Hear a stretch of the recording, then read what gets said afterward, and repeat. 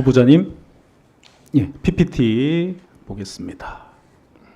우리 헌법 조항인데요. 국회의원은 혹시 누군가가 임명장 줘야 된다고 혹시 알고 계십니까? 임명장, 국회의원.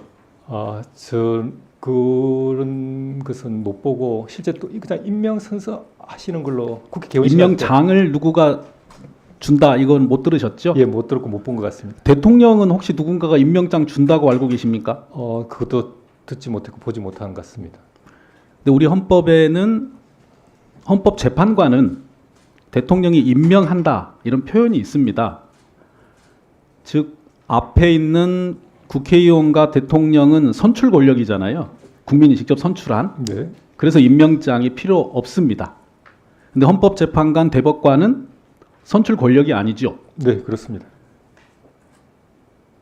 그래서 간접적으로 선출 권력이 관여를 해서 선출을 하면 형식적인 임명장은 누군가가 이름을 쓰고 도장을 찍어서 수여해야 되기 때문에 형식적으로 임명장을 주는 절차에 불과하다. 저는 이렇게 생각합니다. 한번 헌법 조문을 보겠습니다. PPT 띄워졌나요? 네. 41조 한번 보시죠. 국회는 국민의 선거에 의하여 선출된, 이렇게 되어 있습니다. 표현이 선출된. 대통령은 마찬가지로 국민의 선거에 의하여 선출된, 한마디로 선출로 자격을 취득하는 겁니다. 그런데 헌법재판관은 표현이 대통령이 임명한다 이렇게 표현이 있는데요. 그 중에 3인은 국회에서 선출하는 자를 이렇게 되어 있습니다. 이 선출이라는 의미를 우리 헌법에서 허투루 쓰나요? 그렇지는 않겠죠. 네, 그렇습니다. 네, 저는 이 부분을 국회 자체가 선출된 권력입니다. 그래서 이 선출된 권력이 국회에서 본회의에서 의결을 통해서 후보자를 선출하면 사실상 이미 자격을 취득하였는데 형식적으로 임명장은 누군가 수여해야 되니까 근데 그거를 대통령이 수여해라 이렇게 표현했다고 생각합니다. 그렇다면 대통령이든 권한대행이든 국회에서 선출하는 헌법재판관에게 임명장을 수여하지 않는 것은 오히려 헌법 위반이고 헌법기관을 구성하는 본인의 책무를 이행하지 않는 것이다 이렇게 평가합니다. 혹시 제 의견에 대해서 후보자님 하실 말씀 있으면 좀 부탁드립니다. 네, 위원님 말씀은 그 헌법 조항이나 아니면 법리적으로 충분히 수긍 가는 말씀을 했고 저도 깊이 새겨들 부분이 있고 많은 좋은 말씀을 들은 것 같습니다. 예, 우리 대법관 후보자께서 오늘 명쾌한 말씀 많이 해주시지만 우리 한덕수 권한대행도 이 내용을 보고 있을 거라고 기대합니다. 다음 PPT 보겠습니다. 지금 이제 탄핵 재판, 헌법재판도 진행 중이지 않습니까? 재판을 지연하고자 하는 당사자 그동안 많이 보셨지요? 재판 도중에 그런 느낌을 받은 경우는 있습니다. 그 재판 지연을 하겠다는 당사자는 재판장이 적절하게 권한을 행사해서 신속하게 재판을 진행하도록 지휘해야 되는 거 맞지요? 예, 옳으신 말씀입니다. 네, 민사소송법을 한번 보겠습니다. 다음 PPT 보지요. 민사소송법에는 이런 규정들이 있습니다. 재판장의 지휘권, 그리고 성명 준비 명령, 적시 제출 주의, 제출 기간의 제한, 실기한 공격 방어 방법의 각하 관하여 후보자님께서 간단히 설명을 좀 해주시겠어요? 이런 조항의 내용, 그다음 취지가 무엇인지. 아마 말씀하시는 취지에 비춰봐서는 이 재판의 전체적인 진행은 법원, 특히 재판장의 책임하에 신속하게 진행돼야 되고 그를 위한 절차로서 뭐 사전적으로 성명 준비 명령을 하거나 그에 따라서 재판을 받는 피고인이든 당사자든 그에 성실히 응해서 그러한 내용들을 가지고 신속하게 재판을 진행하라. 그런 법의 규정이고 명령인 것 같습니다. 적시 제출주의는 무슨 뜻입니까?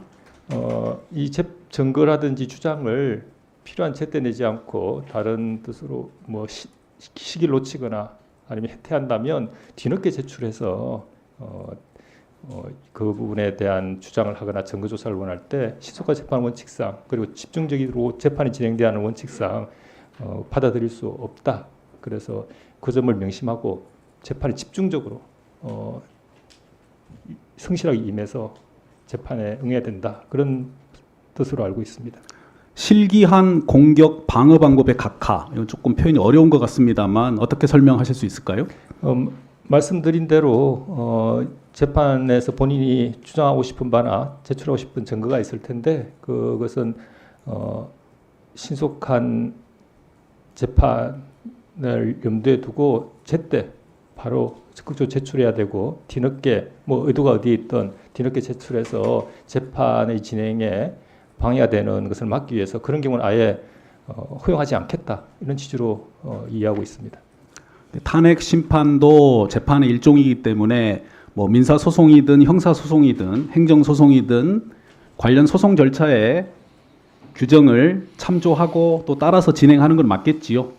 네, 뭐 탄핵 재판은 형사소송 절차에 따른다고 되어 있지만 형사소송도 그 실제 진실 발견이 민사보다는 더 우선이기 때문에 위원님 말씀하신 저러한 아예 봉쇄되지는 않겠지만 신속하게 진행하기 위한 재판장의 권한과 의무가 있고 당사자는 신속한 재판에 응하면서 최선을 다해서 집중해서 재판에 임해야 될 의무가 있다고 생각합니다. 네, 2분만 더 쓰겠습니다. 미리 말씀드립니다.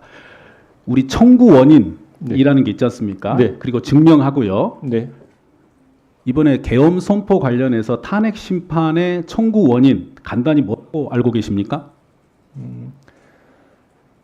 비상계엄 요건이나 절차 등이 규정되어 있는데 그 요건도 갖추지 못하고 절차도 갖추지 못한 상태에서 위헌적이고 위협적인 비상계엄을 발동했고 그다음 나아가서 그러한 것은 국헌문란 목적의 내란에 해당된다. 제가 그냥 언론 통해서 들은 내용이고 직접 원문을 확인하지 못했습니다. 예, 청구 원인을 증명할 증거가 충분하다면 네. 사실상 상대방의 항변이나 증거를 보지 않고도 일단은 재판에 판단을 할 수 있는 것이 원칙 중에 하나죠. 어떻습니까? 일반적으로 그렇습니다. 다만 이제 형사 절차에서는 말씀드린 실체 진실 발견 그다음에 피고인의 인권 권리 보장 등을 위해서 법원이 더더욱 직권적으로 조사하거나 살펴봐야 될 부분은 민사보다는 더 넓은 것으로 말씀드릴 수 있겠습니다. 그러니까 피고인에 대한 혐의가 뚜렷하고 그다음에 혐의를 증명할 증거가 명백하다면 피고인에게 당연히 방어의 기회를 부여하겠습니다만 피고인이 방어의 기회를 해태하거나 일부러 재판 지역을 목적으로 사용하지 않는다고 했을 때는 증명된 단계에서 바로 종결이 가능하지요. 원칙적으로 어떻습니까? 네, 조금 더 조심스럽게 직권을 더 살펴봐야 되겠지만 그 기본적인 방향은 위원님 말씀에 공감합니다. 네, 국회에서 의결하는 탄핵 소추안이나 국회에서 제출하는 증거 서류들이 뚜렷하고 명백하다는 말씀을 드리고요. 나중에 기회가 되시면 탄핵 소추안도 한번 읽어보시길 원합니다. 국회 홈페이지에 공개되어 있습니다. 그렇게 하겠습니다. 감사합니다. 자, 그러면 지금부터 잠시만 주목해 주시기 바랍니다. 제가 구독자분들을 위해서 선물 하나를 준비했는데요. 제가 항상 여러분들께 드리는 말씀이 있습니다. 뉴스만 평소에 잘 챙겨보셔도 돈이 되고 돈을 벌 수 있다라고 말씀을 드렸는데요. 여러분들은 여기 보시는 삼성전자 뉴스를 보고 어떤 생각이 드세요? 아니면 정치인들의 뉴스, 날씨 뉴스를 보고는 어떤 생각이 드시나요? 그냥 뉴스만 보고 끝내는지 아니면 이 뉴스를 어떻게 이용할 수 있는지 이 부분을 고민하고 계시는지를 되물어보고 싶습니다. 그 이유가 뭐냐 하면 제가 지난번에 여러분들께 뭐라고 말씀을 드렸었죠? 지금은 반도체 섹터를 눈여겨보셔야 한다고 말씀드렸습니다. 그리고 나서 이런 썸네일들 뉴스를 통해서 많이 보셨을 겁니다. 반도체 내용이 이슈가 됐을 때 부자들은 어떻게 생각한다?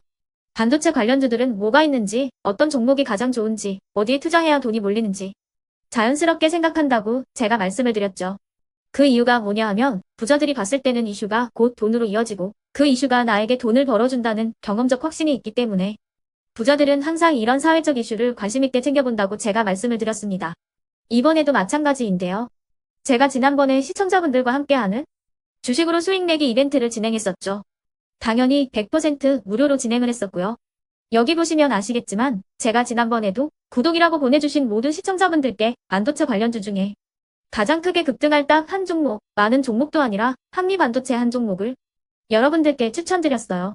그러면서 여기 나와 있는 대로 정확히 얼마에 매수해야 하는지, 그리고 수익률이 어느 정도 나왔을 때 팔아야 하는지를, 이런 부분들까지 여러분들에게 정확히 알려드렸었는데 지금 실제로 어떻게 되었다? 오른쪽을 보시면 아시겠지만 제가 지난번 문자 발송으로 이 한미 반도체를 소개해드리고 나서 실제로 이렇게 5배 이상 어마무시한 상승이 나왔습니다. 100만 원만 투자를 했어도 무려 500만 원이 넘는 수익금이 생긴 거죠. 그래서 당시에도 굉장히 많은 분들이 제가 드린 이 한미 반도체로 수익을 내실 수가 있으셨을 텐데요. 다시 한번 축하드린다고 말씀을 드리겠고, 이번에도 마찬가지입니다. 앞으로도 2024년, 2025년 계속해서 기대해볼 섹터는 AI입니다. 그 중에서도 AI 반도체는 그 누구도 부정할 수 없는 미래성장 산업입니다. 그러면 우리가 어떻게 생각해 볼 수 있을까요? AI 반도체 종목 중에 앞으로 크게 대장 역할을 하면서 10배 이상 급등할 수 있는 텐베고 종목을 지금부터 열심히 추적해야 한다는 겁니다. 큰 돈을 투자하지 않더라도 월급의 일부분 아주 소액이라도 이 종목을 모아가야 수백 %의 수익률을 손에 쥘 수 있는 것이죠. 지금 여러분이 보고 계시는 이 유튜브 또한 AI 반도체와 아주 밀접한 연관이 있고, 반도체야말로 대한민국의 핵심 산업으로 앞으로 더더욱 시장은 성장할 수밖에 없습니다. 그렇기 때문에 제가 이번에도 뭘 보내드리고 있냐면, 지난번과 똑같이 구독이라는 문자를 보내주시면 제가 AI 반도체 관련주 중에 앞으로 대장주 역할을 하면서 주가가 가장 크게 급등할 한 종목을 여러분들께 문자 발송으로 종목명과 사고 파는 시점을 모두 알려드릴 건데요. 그 문자를 받고 여러분들이 주식으로 돈 버는 연습을 한번 해보셨으면 좋겠고요. 혹시라도 나는 주식을 하지 않는다 하시는 분들은 주변에 주식하시는 지인분들에게 말씀을 해주셔도 되고요. 아니면 연세가 있으셔서 투자가 어렵다 하시는 분들은 이 종목을 자녀분들에게 한번 사봐라, 이걸로 한번 수익을 내봐라, 이렇게 조언을 해주실 수도 있는 거겠죠.